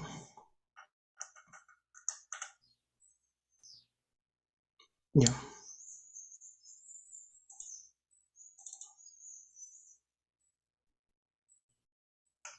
Ya, pues. ¿Se puede ver la pantalla? Sí, se puede ver. Ya, excelente. Ya, muy bien. Ya, entonces, a ver, estamos grabando. Sí, todo bien. Ya. Muy bien. Entonces, continuando con la cuarta charla estudiantil de este primer Congreso Iberoamericano de Estudiantes de Física, tenemos la ponencia de Diego Suárez, cuyo trabajo se titula Generación de masa de neutrinos en supersimetría con ruptura de paridad R para su aplicación en estudio de partículas con largo tiempo de vida. Adelante, Diego, ya puedes empezar. Buenos días. Bueno, el trabajo lo hice con mi asesor Joel Jones, ¿no? Y está financiado por Prociencia y Concitec. Ahora voy a hablar un poco sobre la motivación de usar supersimetría. El modelo minimal supersimétrico que se puede generar de esta propuesta, ¿no? que amplía el modelo estándar de partículas, el concepto de paridad R, también acerca del modelo minimal, ¿no? que con ruptura de paridad R. También hablaré un poco sobre los neutralinos y como parte de ellos, ¿no? los neutrinos, ¿no? Y voy a hacer un análisis de la matriz de masa de los neutrinos y cómo queda determinada, ¿no? por el análisis de los parámetros supersimétricos que se añaden, ¿no? Finalmente voy a mostrar, ¿no? el resultado de ese análisis. El modelo estándar presenta ciertos problemas, ¿no? que tienen respuesta, ¿no? en el marco de la supersimetría. Ellos son el problema de jerarquía, ¿no? que básicamente el hecho de que la masa del bosón de Higgs, ¿no? sea sensible a correcciones cuánticas, Luego, la existencia de materia oscura, ¿no? El modelo estándar no provee de un marco teórico para la materia oscura. Y también la masa de los neutrinos, ¿no? que para analizarse se debe de ampliar, ¿no? El estudio del modelo estándar. En general, la supersimetría, ¿no? Genera un nuevo operador, ¿no? Que intercambia fermiones y bosones y que conmuta con el operador que representa al spin, a la masa, y no conmuta con el operador que representa el spin, ¿no? Eso quiere decir que las partículas asociadas a como valores propios de este operador, ¿no? Comparten masa, pero no spin. Luego, claro, estos estados propios, ¿no? Se pueden agrupar en supermultipletes, ¿no? Cada componente de estos supermultipletes se denominan supercompañeros. Aquí pueden ver una lista, ¿no? De las partículas que se analizan en el modelo estándar, ¿no? Y al costado su supercompañera, ¿no? En este caso, por ejemplo, ¿no? Para los fermiones, tenemos aquí a los quarks, a la derecha, ¿no? Y a la izquierda sus supercompañeras que se llaman squarks, ¿no? Están el doblete de mano izquierda y los singletes de mano derecha. También para los leptones, el doblete de mano izquierda, SU2 y sus supercompañeros que son los s-leptones, ¿no? A la izquierda. Luego para el Higgs, que es un bosón, ¿no? Su supercompañero se llama Higgsino y es un fermión de spin 1 medio. ¿No? Para el análisis de la supersimetría se necesitan 2 Higgses, ¿no? Para poder generar términos tipo Yukawa en el lagrangiano. Finalmente, las partículas asociadas a las transformaciones de Gauge, ¿no? Los grupos de Gauge del modelo estándar, también tienen sus supercompañeras. Por ejemplo, los gluones, que son bosones de spin 1 medio, tienen como supercompañera al gluino. El bosón W, neutros y cargados, no tienen a los winos. Y el bosón B al vino, ¿no? Así es. Comparte todo excepto spin, ¿no? Como mostré hace un rato. Luego, un modelo supersimétrico queda definido por una función que se llama superpotencial, ¿no? Este superpotencial involucra todos los términos renormalizables que se pueden generar con los campos que mencioné anteriormente y que cumple una condición matemática que debe ser el superpotencial debe ser holomórfico, ¿no? Viendo los campos como números complejos, ¿no? Eso significa que debe ser analítico respecto a los campos. Como la supersimetría no se observa de forma natural en los experimentos, entonces se debe romper espontáneamente, ¿no? Al igual que la simetría electrodébil, ¿no? La forma más directa de generar ese rompimiento de supersimetría es introducir términos que rompen explícitamente esa supersimetría, ¿no? Que pueden ver en la parte 4. Entonces el lagrangiano debería constituir esos términos, ¿no? Ahí pueden ver que estos términos componen a las masas de los pinos y de los winos y también de todos los s-leptons y de los squarks, ¿no? También masas para los Higgses, ¿no? En el superpotencial pueden ver multiplicaciones, ¿no? De los Higgses con los squarks y acompañadas de acoples tipo Yukawa, ¿no? Así es. Y también pueden ver multiplicación de 2 Higgses, ¿no? Con una constante de acople que está relacionada con la masa de los Higgses.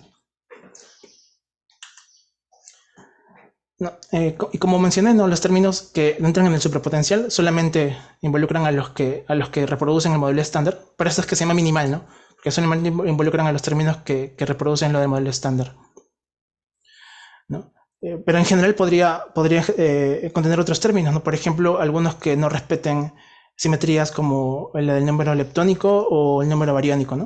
Entonces, para evitar eso, en el modelo minimal supersimétrico, lo que se hace es fijar o definir un nuevo operador, ¿no? Que se llama de paridad R, que está dado en la fórmula 5. Entonces, lo que se exige es que todos los términos del modelo estándar respeten esa paridad, ¿no? Entonces, como consecuencia de respetar esa paridad, se tienen los siguientes resultados. No pueden haber mezclas entre partículas con diferente paridad R. No hay cada vértice de interacción debe contener un par de partículas con paridad R-1, ¿no? Luego, la partícula supersimétrica más ligera es estable, y si esta es neutra eléctricamente, entonces puede ser un candidato para materia oscura. Cada partícula supersimétrica debe caer en una cantidad impar de partículas supersimétricas, ¿no? Aquí vale la pena decir que por definición, ¿no?, una partícula del modelo estándar tiene paridad 1 y una supercompañera tiene paridad -1, ¿no? Entonces cada partícula supersimétrica debe de caer en una cantidad impar de partículas supersimétricas, ¿no?, para conservar esa paridad de -1. Y si una superpartícula, una supercompañera, no es producida en un colisionador, entonces debe aparecer siempre en pares, ¿no?, para conservar la paridad R. Bueno, este concepto de paridad R no tiene, es más que nada, su naturaleza es de restringir términos, pero no tiene un concepto físico detrás, ¿no? Entonces es interesante analizar los casos en donde no se respeta esta paridad R. No, por ejemplo, los términos que se pueden agregar al superpotencial, que no respetan paridad R, y que, por ejemplo, cambian el número leptónico en 1, son los términos que aparecen en la ecuación 6. Y los que cambian el número bariónico en 1 es el término que aparece en 7, ¿no? Ahí deben recordar que hay sumatoria en los índices, ¿no?, cuando se repiten. Aquí sucede ya un hecho que no se desea, es que si consideramos ambos términos a la vez, ambas contribuciones, entonces el tiempo del caimiento del protón sería muy corto, ¿no?, cosa que no es cierto. Entonces uno o fija o toma en consideración la parte de lambda prima en el segundo término de 6 o el término 7, ¿no? Entonces yo en nuestro trabajo hemos considerado fijar al término 7, ¿no?, o los coeficientes del término 7 como 0, para que no ocurra lo del tiempo de caimiento del protón, ¿no? También vemos que dada la forma del superpotencial del modelo supersimétrico minimal y los términos extra de paridad R que rompen paridad R, entonces es conveniente escribir, ¿no?, juntar los sleptons y el Higgs down en un solo, o reescribirlos, ¿no?, como una cuatrotupla, donde la primera componente corresponde al Higgs down. Entonces, teniendo esta notación, podemos ahora reescribir el lagrangiano del modelo minimal supersimétrico, que ahora rompe paridad R, como se muestra en 9, ¿no? Y aquí se dan cuenta de los cambios en segundo, tercer y cuarto término, ¿no? Antes es que estaba una copla Yukawa que depende solamente de I y J, bueno, ahora depende de alfa, beta e I, ¿no? Porque se ha cambiado un Higgs por todo la cuatrotupla de los sleptons y el Higgs downs que acabo de definir hace un momento, ¿no? El tercer término también, y el cuarto término ahora considera multiplicaciones entre los sleptons y el Higgs up, ¿no? Antes aquí solamente había un parámetro, que era el mu, o ahora van a haber 4 parámetros, ¿no? Que 3 de ellos son originados por la ruptura de paridad R. Igual el lagrangiano de la ruptura de supersimetría también debe cambiar y considerar términos que rompan paridad R, ¿no? Entonces, en especial, vemos que ahora en la segunda línea hay cambios en el segundo, tercer término, que antes solamente consideraban Higgs down, perdón, y ahora también consideran a los sleptons, ¿no? También la matriz de masa en la última línea, ¿no?, antes solamente generaba masa para el Higgs down, ahora genera masa para el Higgs down y los sleptons, ¿no? Y también hay mezcla entre ellos, ¿no? Es importante, ¿no?, que ahora hay mezcla entre el Higgs down y los sleptons. También aparece 3 términos extra aquí, ¿no?, en el último término de la última línea, ¿no? Antes solamente había uno que correspondía a la multiplicación de los dos Higgses, ahora hay 3 términos extra que corresponden a la multiplicación del Higgs up y los sleptons.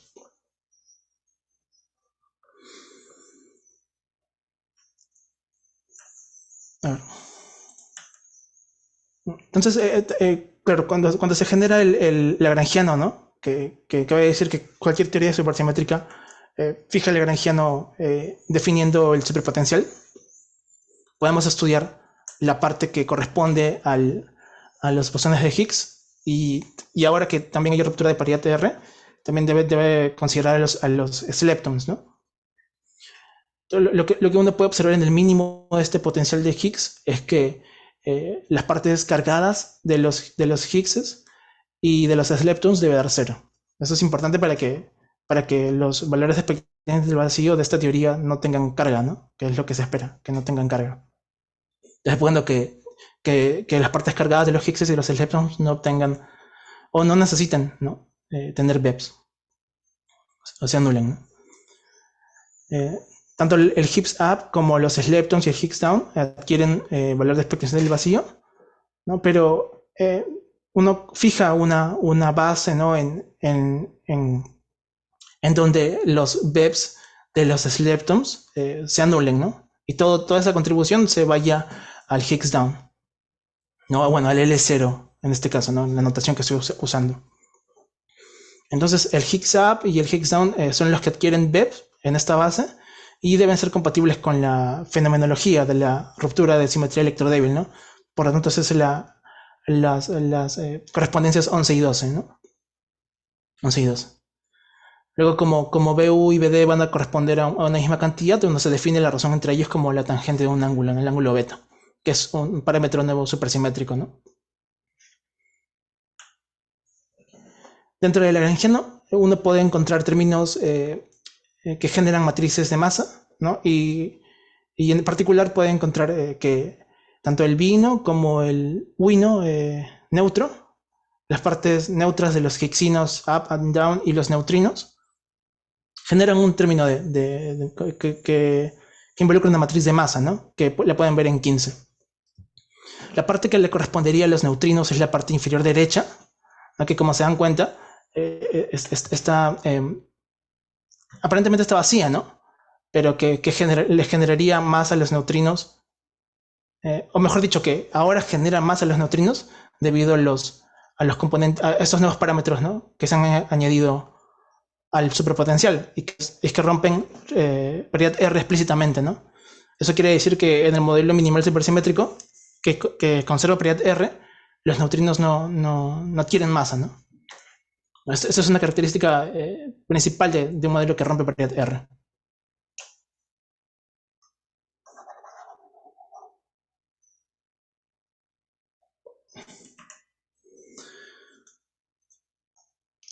También es importante ver que en lo anterior uno puede, ¿no? Uno podría, pues, aquí, ¿no? Uno podría diagonalizar esta matriz por bloques, ¿no? Y de alguna forma desacoplar, ¿no? La parte que corresponde a los neutrinos de los demás componentes, ¿no? de estos estados propios de Gauge, ¿no? Cuando se diagonaliza esta matriz, ¿no? Los estados propios de masa se conocen como neutralinos, ¿no? Neutralinos. Uno también sabe que uno también puede tomar en consideración lo siguiente, ¿no? Todos los neutralinos que no consideren a los neutrinos, o sea, las 4 primeras entradas de esta matriz, ¿no? Perdón, las 4 últimas entradas tienen masas que van alrededor de los 100 gigaelectronvoltios y que dependen del parámetro mu0, ¿no? Que es la primera componente, ¿no? de la cuatrutupla mu, ¿no? que había definido antes, se pone del mu alfa, ¿no?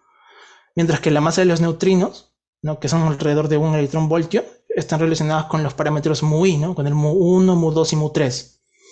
Entonces, debido a esta diferencia, ¿no? entre las masas, uno podría suponer, ¿no? que ese parámetro mu0 es mucho más grande, ¿no? que los parámetros mu-i. Teniendo en cuenta eso, entonces uno puede desacoplar, ¿no? los neutrinos del resto de neutralinos y generar una matriz de masa para ellos en particular, ¿no? Entonces esa matriz es la número 18, entonces ese coeficiente de XT está dado por 19, ¿no? Claro, y se dan cuenta, ¿no? que aquí explícitamente si los muy J son ceros, que es el caso donde se respeta la paridad R, esta matriz sería 0, ¿no? Entonces no habría masa para los neutrinos. Otra vez se pueden dar cuenta de aquí, ¿no? También es válido recalcar otra vez, ¿no? que esa matriz que he mostrado ahorita se consigue diagonalizando por bloques esta matriz inicial, ¿no? Aquí. Puedo llevar todos estos mu1, 2, 3 a esta parte de aquí abajo y dejar como 0 aquí arriba y aquí, ¿no?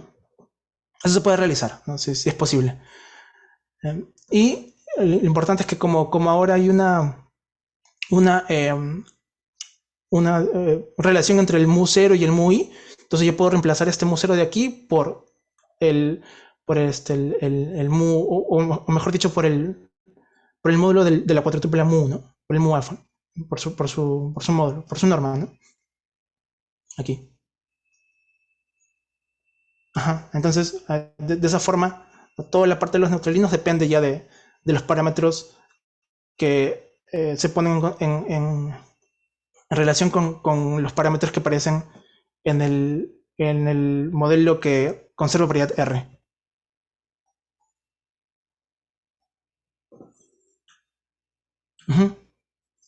Ya, ok. Ahora también podemos considerar términos, ¿no? Contribuciones a esta matriz de masa de los neutrinos, ¿no? Que vienen haciendo cálculos de un loop, ¿no? En particular, aquí observamos la contribución que aparece, ¿no? Debido a la interacción de los neutrinos con los bosones de Higgs, ¿no? Que aparecen en los términos que rompen explícitamente la supersimetría, ¿no? Aquí B y BJ representan a los coeficientes que aparecían en esa parte del lagrangiano, y H mayúscula, minúscula y A representa a los estados propios de masa de los bosones de Higgs, ¿no? Estas interacciones también están medidas por los neutrinos, ¿no?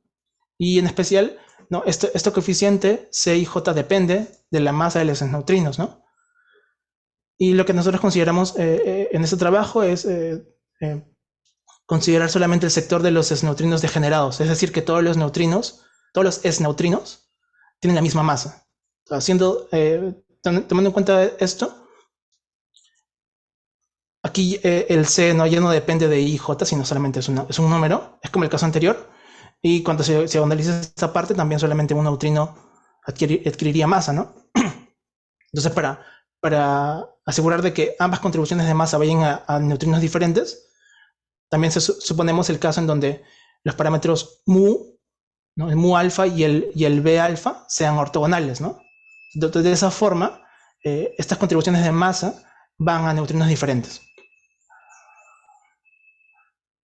Así es.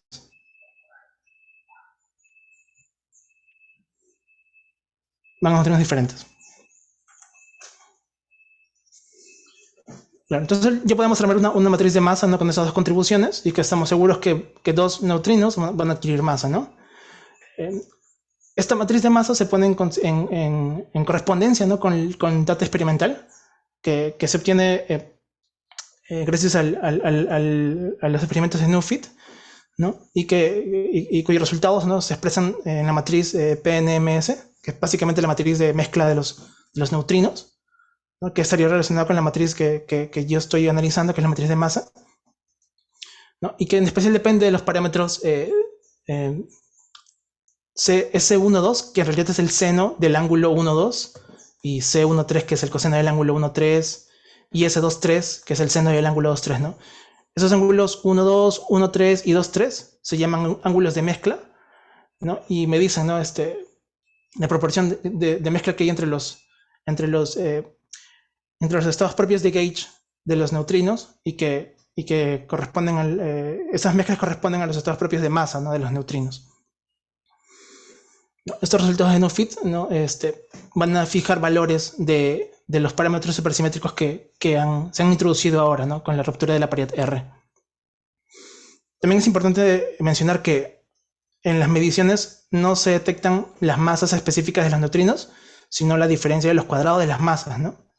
Entonces podríamos fijar una masa, ¿no? La masa del neutrino que quedó sin determinar como 0, y poner en correspondencia, ¿no? esta data, ¿no? con los cuadrados de las masas de los neutrinos que estamos analizando nosotros ahora, ¿no? en este trabajo. ¿No? En general, la matriz de masa depende de los parámetros supersimétricos que se muestran en esta tabla, ¿no? y que se fijan en un número razonable, ¿no? Hay otros experimentos que fijan estos valores, pero que también encontramos que al variarlos el resultado no dependía mucho, ¿no? de un valor en específico que tomen. Así que eso se fijan con otros experimentos, con otras consideraciones. también es útil no redefinir los parámetros extra que rompen paridad R usando coordenadas esféricas y tomando en consideración que tanto el mu que se fija de antemano y el B0 que queda fijado con la minimización del potencial de Higgs, ¿no? Entonces los que quedan libres o a determinar son los que ven en 25. Y en particular, mu' y b' son fijados con las condiciones que hemos obtenido para las matrices de masa, ¿no? Por ejemplo, mu' quedaría fijado introduciendo en la ecuación 20, ¿no?, la masa del neutrino más de un neutrino, ¿no?, que se obtiene de las datas de Nufit, y podríamos encontrar el valor de mu', ¿no?, que está dentro de xt, ¿no?, de 19, ya que todo el resto de valores de parámetros ya están fijos, ¿no? De una forma análoga se puede conseguir prima, ¿no?, pero con la contribución a un loop, ¿no? Entonces, como de igual forma estas tres tuples mu' y b' son ortogonales ya por su posición, ¿no? Podríamos dar un valor cualquiera para phi b, por ejemplo, y utilizando esa condición de ortogonalidad encontrar el valor para θ b, ¿no? Y analizar todas las posibles combinaciones de phi, mu y θ mu para encontrar zonas permitidas, ¿no? O sea, zonas que reproduzcan las masas de los neutrinos, en especial las zonas o los valores de los ángulos de mezcla que reproduzcan las masas de los neutrinos, ¿no?, que vienen de Nufit, ¿no? Aquí, por ejemplo, pueden ver que, bueno, en particular se han encontrado que hay valores, zonas permitidas, ¿no?, cuando phi b toma valores de pi cuartos, 3 pi cuartos y 7 pi cuartos, ¿no? Aquí estoy mostrando, por ejemplo, ¿no?, las zonas permitidas para el ángulo de mezcla 1,2 y 1,3, ¿no? En donde podemos darnos cuenta, ¿no?, que el ángulo de mezcla 1,3 es muy restrictivo, ¿no? Restringe mucho las zonas que dan resultados esperados. Aquí pueden ver el ángulo de mezcla 2,3 a la izquierda y la superposición de esas tres, de las zonas permitidas de esos tres ángulos, ¿no?, que generan zonas pequeñas, pero que existen, ¿no?, que están marcadas aquí de rojo. Espero que se pueda ver. Igual para el ángulo de mezcla 1,2 y 1,3, para cuando phi vale 3 pi cuartos. Igual el ángulo 1,3 es bien restrictivo. Y el ángulo 1,2 solamente es como que se haya desplazado, ¿no? O las zonas permitidas es como que un desplazamiento lo mostraba anteriormente, ¿no? El ángulo de mezcla 1,2 no cambia mucho y las zonas permitidas siguen estando presentes, ¿no? Para mostrar que el análisis que he realizado es estable, ¿no?, también he considerado analizar pequeñas variaciones, o mejor dicho, analizar estas zonas permitidas cuando varía un poco ese ángulo phi b, ¿no?, que se fija de antemano. Por ejemplo, pueden ver aquí, ¿no?, que cuando yo varío ese ángulo phi b que anteriormente vale 3 pi cuartos, varía un poco, ¿no? Vemos que esas zonas cambian, en especial en la parte inferior izquierda vemos que ya no hay una superposición de esas zonas permitidas, ¿no? Y que si varío aún más, ya no existen, ¿no?, en la parte derecha. Aquí hay otra variación también, ¿no? Aquí cuando aumento ese valor del ángulo, ¿no? En este punto en particular, no sé, se rompen ya no existe solapamiento entre las zonas permitidas de los tres ángulos, y cuando lo separo aún más, ¿no?, ya no se encuentra nada, ¿no? Y en general, este análisis demuestra que todo nuestro trabajo, o bueno, la forma de analizar, ¿no?, las matrices de masa es estable, ¿no? Es estable, ¿no? Y es importante hacer el análisis, ¿no?, en este contexto de paridad R por lo siguiente, ¿no? El decaimiento de un neutralino a otro, ¿no?, está mediado por los estados propios de interacción, ¿no?, cuya probabilidad de decaimiento no depende de la matriz de mezcla, ¿no?, como lo mencioné, o como pudieron verlo anteriormente, ¿no? La anchura de estos decaimientos dependen de los parámetros supersimétricos que rompen paridad de R, ¿no? Porque, como mencioné, ¿no?, los neutrinos, que son parte de los neutralinos, dependen de estos parámetros supersimétricos que rompen paridad R, ¿no?, de los mu-i, ¿no? Y la anchura en general depende, ¿no?, de la norma al cuadrado, ¿no?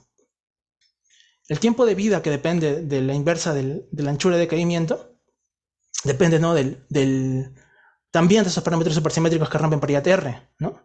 Entonces uno podría trabajar, ¿no?, en estas zonas permitidas que se han encontrado, de tal manera que el tiempo de vida, ¿no?, de los neutralinos sea del orden de los nanosegundos, ¿no?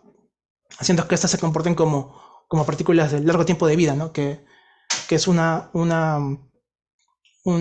que es lo que se considera ahora en los experimentos para encontrar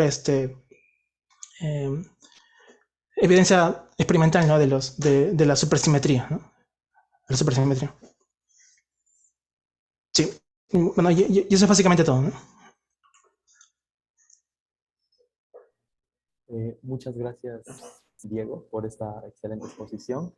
¿Hay alguna pregunta de parte del público asistente por chat o pueden levantar la manito o activar su micrófono, por favor, si tuvieran?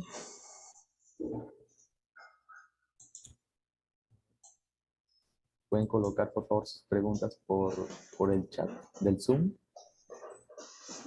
o activar su micrófono.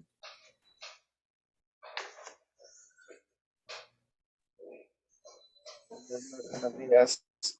Buenos días, César. Sí, adelante. Te hablo de Perú, de Piura. Para el amigo que ha expuesto su trabajo, ¿hay alguna posibilidad de que esto se aplique en un trabajo experimental, mejor dicho, en qué se podría aplicar para algún trabajo de desarrollo tecnológico, alguna mejora, ¿no? En la sociedad que estamos, alguna aplicación, algún superconductor material, algo que tenga que ver con generación de trabajo? No, no sé si me dejo entender. Bueno, en particular, ¿no? La motivación de introducir estos temas, ¿no? Es de poder resolver algunas preguntas que surgían, ¿no? En el modelo estándar de partículas. En específico a la pregunta que haces, no sé qué aplicación tecnológica tendría este análisis, ¿no? Pero creo que sería útil, ¿no? Tener una descripción completa, ¿no? de lo que uno puede detectar en los experimentos, ¿no? En el colisionador, ¿no? En específico, es importante saber, ¿no? De cómo los neutrinos pueden adquirir masa, ¿no? Porque en el modelo estándar no hay una forma de saberlo, ¿no? Bueno, no es particular del modelo estándar, ¿no? Darle masa a los neutrinos. Porque en la época en donde plantearon eso, bueno, se creía que los neutrinos no tenían masa, ¿no? De manera de la materia oscura, ¿no? Que es algo bien importante en términos de física, ¿no? Que no tiene una solución en el modelo estándar, que se propone una, ¿no? Ahora. En general, en tecnología no he escuchado, o sea, realmente no lo sé, ¿no? Pero yo creo que cuando también descubrieron el electrón, tampoco sabría cuando descubrieron el electrón, no sabían que iba a poder aplicarse todo en la electrónica, ¿no? Entonces, tal vez el análisis de partículas de largo tiempo de vida tenga alguna aplicación en el futuro que no lo sabemos aún, ¿no? Pero no la sé. Vicky pregunta algo en el chat. Sí, yo se lo voy a leer. ¿Has escuchado acerca de rompimiento de simetría inducidos por un kink no abeliano? He escuchado esos términos por separado, pero no en el contexto de ese trabajo, ¿no? Solamente me he dedicado a analizar las matrices de masa de los neutrinos. No podría responder a esa pregunta ahora. Ya, excelente. ¿Hay alguna otra pregunta? ¿Hay alguna otra pregunta, por favor?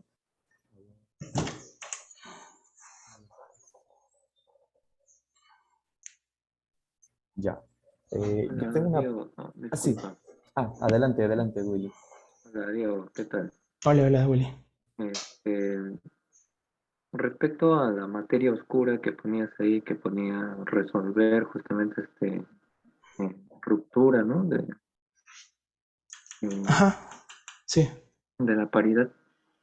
¿Cómo hacen más o menos esa forma, esa construcción de la teoría? O sea, porque aquí resulta bastante interesante, ¿no? Como construyes o justificas más o menos lo que es la masa de los neutrinos, Ujú, eh, y es justo lo que se escapa, ¿no? Desde el modelo estándar. Y ujú, respecto a la materia oscura, más o menos. ujú. Claro, lo de la materia oscura viene, o sea, no es parte del análisis que hago, que estoy haciendo ahora, ¿no? Porque es consecuencia de la conservación de paridad de R, ¿no? O sea, si no se introducen estos términos que rompen paridad de R, entonces lo que uno descubre es que la partícula supersimétrica, ¿no? Estas partículas que se han considerado más ligera de todas, ¿no? Es estable, ¿no? O sea que tiene un tiempo de vida largo, ¿no? Ujú. Considerable, ¿no? Y si esta partícula no tuviese carga eléctrica, entonces podría servir como candidato de materia oscura, ¿no? Porque esa es la característica de la materia oscura, ¿no? Es neutra. Ah, ya, Es un candidato, ¿no? Pero claro, eso está en el contexto de cuando se conserva la paridad R, ¿no? Que ya no ocurre cuando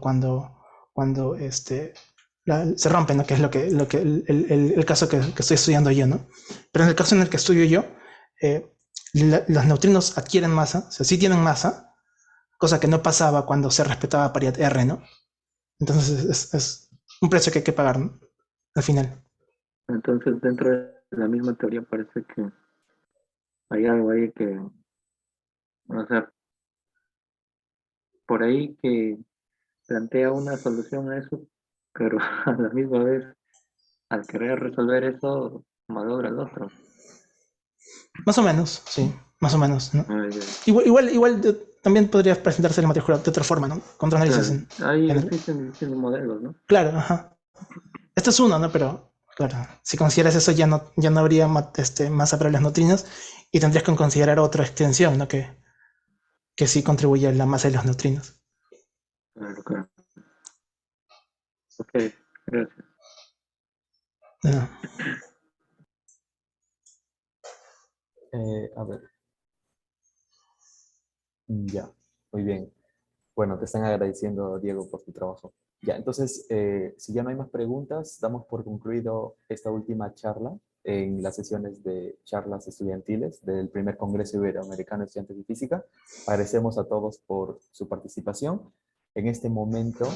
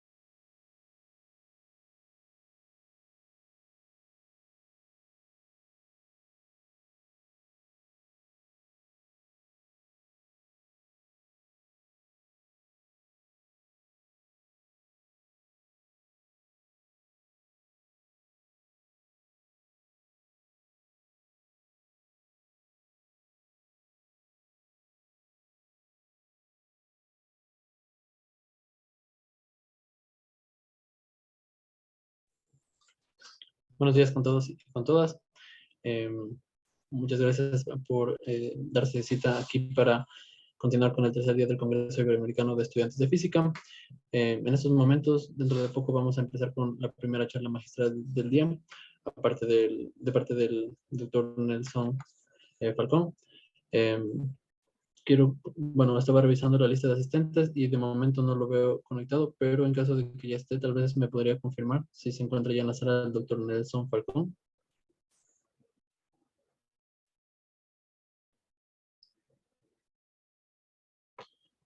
Ya, ok, parece que todavía no está en la sala. Así que vamos a esperar entonces unos minutos para que pueda ingresar. Y en todo caso, les dejo con mi compañera Sami Céspedes, quien va a ser la moderadora de esa charla y quien pues va a presentar al doctor cuando ya ingrese a la sala. Entonces, Sami, te doy la palabra. Muchas gracias. Entonces vamos a esperar unos minutos por el doctor Nelson Falcón y enseguida ya iniciaríamos con la cuarta charla magistral.